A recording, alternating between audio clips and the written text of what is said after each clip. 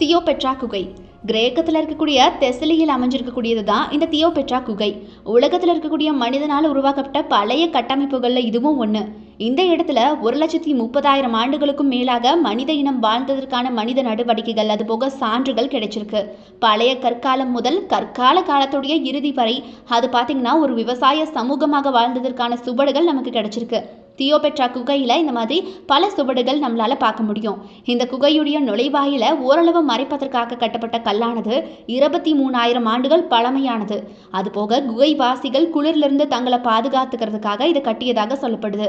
குகையில் இருந்த மனிதர்கள் அந்த குகையில பல ஆண்டுகளாக வசிச்சு வருவதை நிரூபிக்கும் வகையில விஞ்ஞானிகள் பார்த்தீங்கன்னா குகையுடைய அனைத்து அடுக்குகள்லையும் இருக்கக்கூடிய மண்ணை பரிசோதனை பண்ணாங்க. இந்த செயல்பாட்டின் மூலமா பருவகால வெப்பநிலை காரணமாக ஆதி மனிதர்கள் கிட்ட ஏற்பட்ட மக்கள் தொகை ஏற்ற இறக்கத்தை கண்டறிய முடிஞ்சிருக்கு நம்மளால.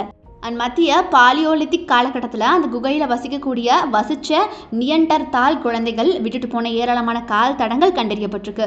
தியோபெட்ரா குகையுடைய கண்டுபிடிப்புகள் அதுபோக அடுத்தடுத்த ஆய்வுகள் மூலமா ஆராய்ச்சியாளர்களும் விஞ்ஞானிகளும் மத்திய ஐரோப்பாவில் பாலியோலித்திக் முதல் கற்காலம் வரை மனித இனத்துடைய வாழ்க்கை குறித்து நம்மளால புரிஞ்சுக்க முடியுது.